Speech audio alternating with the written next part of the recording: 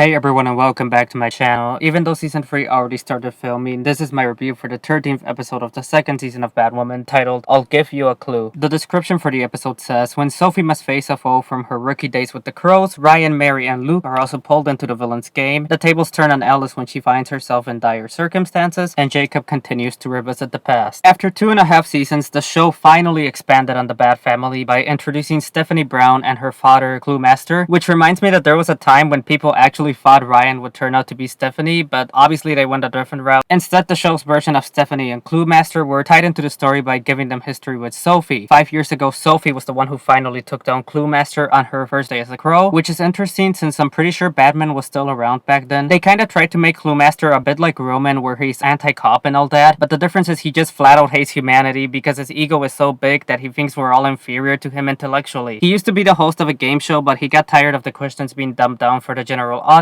so he went on a murder spree because that's the logical thing to do, and he proved how stupid the cops are by giving them all the clues they needed to stop him, only for them to still mess it up. That is, until Sophie joined the Crows and defeated him on her first day, so now he broke out of prison and he wanted revenge. We'd left off with Sophie telling Mary that she found Snakebite in Jacob's office, so she brought some tequila and checked in on her, only to end up having a girls' night with her and Ryan. I love the scene of them playing Never Have I Ever. It was so nice to just see them all having fun for once, even if there's drama between them, like Sophie trying to get Ryan to admit that she's Batwoman by hinting that she knows, and my favorite moment when Ryan once again called out Sophie and her bullshit. Never have I ever compromised my values to support a white supremacist organization. They found a poisonous caterpillar in their tequila, and thanks to some clues from Clue Master, they realized that they weren't the targets, it was actually his daughter, Stephanie Brown. Stephanie was the one who solved her father's puzzle 5 years ago, but she called Sophie to let her take the credit. That's why Sophie got so high up in the Crow so quickly, which always seemed a bit weird, but since she didn't actually work for it, she felt imposter syndrome. And it's kinda an example of how corrupt the system is in both the show and real life, since cops are out there without much experience or training and we're supposed to trust them, which is how Ryan looked at it, but this time I sided with Sophie's perspective, even though I agree with Ryan. We finally met Stephanie once they freed her from some giant glass box, but it wasn't over yet because Clue Master covered her into twos to solve his puzzle. They turned her into a literal spoiler, but also the outfit she was wearing was pretty much a Smallville version of her spoiler suit. You know how they would just throw a leather jacket on someone and say, oh, that's the Flash? Well, she had a purple leather jacket and a purple hood, so that's spoiler. I honestly don't know much about Stephanie Brown, and probably a hot take, but I don't really care for her out of all the Batgirls, so I'm not sure how accurate she was, and I didn't really care, but she did seem more like Barbara Gordon. She even had red hair, which I know Stephanie doesn't. She might have improved a bit at the end, but for most of the episode, I couldn't stand her attitude. She just came off as one of those quirky, oh, I'm not like the other girls characters, like Felicity Smoke and Caitlin Snow. Like, come on, Caroline Dries, it's 2021, society has progressed past the need for those YN characters. She's literally Felicity 2.0, she's quirky, she went to MIT, and her father is a criminal who's using her. But the part that I absolutely hated was the stupid romance between her and Luke. They brought in Luke to help Stephanie solve the puzzle, and they immediately started nerd flirting. They didn't even try to hide that they're putting them together, and as someone that has been patiently shipping Hamill Fox since season 1, this seems so forced. Also, what's up with the CW being against happy couples that don't include a white person? Like, they've always seemed to hate non-interracial couples. Just look at how Jefferson and Lynn were never allowed to be happy on Black Lightning. But also, Thunder Grace was like the only healthy interracial couple that doesn't include a white person. What's up with that? Well, Luke and Stephanie figured out the puzzle. Ryan, Mary, and Sophie went to find Clue Master at the Quiz Bowl set, but they ended up standing on an explosive pressure plate and they had to play Quiz Bowl or die. This was such a fun comic booky scene, and we learned that Angie used to work for the Penguins, so she downgraded to Black Mask. All this led to Sophie finally revealing that she knows Ryan is Batwoman, because the only way to end this was for Sophie to die, and they needed Batwoman's help. Once again, I'm with Sophie, like, I hate the Crows too, but Ryan's gotta put her hate aside in order to save Mary. I love finally seeing Sophie in the Batcave, and while the CGI was bad, it was cool when Ryan and Mary flew out of the fire on the grappling hook. I love that friendship so much. Meanwhile, Stephanie knocked out Luke once they solved the puzzle and went to deal with her dad on her own. I know it's comic accurate, but his outfit looks so stupid, and he gave her that classic, oh, we're not so different, you and I speech, even though he's wrong. And then she revealed that she was the one who got him locked up, not Sophie, so now this dumbass was gonna kill himself and Stephanie, because he couldn't stand living in a world where his daughter is smarter than him. But luckily, her knight in shining armor came to save her, and she gave him a kiss of true love. I see the nerd romance thing they're going for, but I still hate it. I just want him with Mary, but since Luke told Stephanie that she has to find her people like he did, she's probably gonna come back next season and the Bat team are gonna turn out to be her people. Meanwhile, Alice was being held captive by Roman and Circe after Ryan left her to die last episode. They didn't end up killing her because Roman wanted to know who Batwoman is, since now it's personal after he lost Ocean and Angie because of her, but they did place Alice in this weird torture machine, which ripped off her nails if she tried to escape, which of course she did, but Circe immediately came to stop her with a great outfit, by the way. This scene was so good and heartbreaking because Alice tried tried to call Jacob for help, but he ignored her because he was all drugged up on snakebite and hallucinating young Bev and Kate. He's taking snakebite because he regrets not saving his daughters, and now he got the second chance with both of them on the phone, but he didn't take it thanks to his addiction. It's so sad. After this episode, I'm really interested in seeing more of Circe. Turns out, unlike what Roman said, she did technically commit a crime that got her locked up in Arkham, but she wasn't the psychopath that the crows made her out to be. It was self-defense. She cut out the CEO's eyes because that piece of shit was either trying to or did take advantage of her. Again, it kind of points out the problem with the legal system, that women are locked up for protecting themselves by killing or hurting their rapists or abusers, but like, what the hell are they supposed to do? It's also about the rich covering up their crimes because yeah, Roman is also a millionaire, but the crows are here to defend the rich, and that's what they did with the CEO. Then, as we already knew, Circe was trampled to death during the Arkham breakout, but like Alice said, that doesn't explain the burns, and she knows it's not the real Circe because not only are her eyes a different color, but Alice and Mouse were some of the people that trampled her. Still, she offered to make a new face for Circe, and the moment that she placed it on her face, she realized it was Kate because she has their father's eyes. First of all, I love that Alice was the first one to recognize her, but I'm also so glad that they finally adapted the moment from the comics where Alice revealed that she was Bev by telling Kate that she had their father's eyes. Overall, I thought this was a really good episode. They had one weak episode but quickly got back on track to deliver another great back half of the season. While it wasn't on the level of Rule Number 1, it was still a really strong episode. There wasn't much action, but the fight scene at the beginning was great. I was settling for that Alice and Ryan fight scene in episode 6 because it was the best at the time, but now they're consistently giving us good action, and I love the speech that Ryan gave to Crows on their incompetence. This is also the best material Jacob has ever had. But my biggest takeaway is this is how you do a Girls Night Out episode. Looking at you, Eric Wallace. I've already made it clear that I hated the Stephanie and Luke romance, but other than that, my low point would be that I felt like Ryan was pushed aside to focus on Stephanie, which they've already been doing with both her and Kate in order to focus on Alice. Also, it's interesting that DC seems to want to build a relationship between Ryan and the Batgirls, here with Stephanie and with Barbara Gordon in the comics. Speaking of Barbara, Leslie Grace is gonna play her in the HBO Max film, and I'm so excited about that. I love her music, and we're getting a Latina Batgirl. I know it's probably never gonna happen since they're on different Earths, but I want to see a team up between our Latina Supergirl, Afro-Latina Batgirl, and Black Batwoman. That would be amazing. Well, that's it for this video. If you enjoyed this video, please leave a like and subscribe for more Batwoman videos. Leave your thoughts on the video, the episode, or what you thought of Stephanie in the comments below. Thanks so much for watching, and have a good day. Goodbye.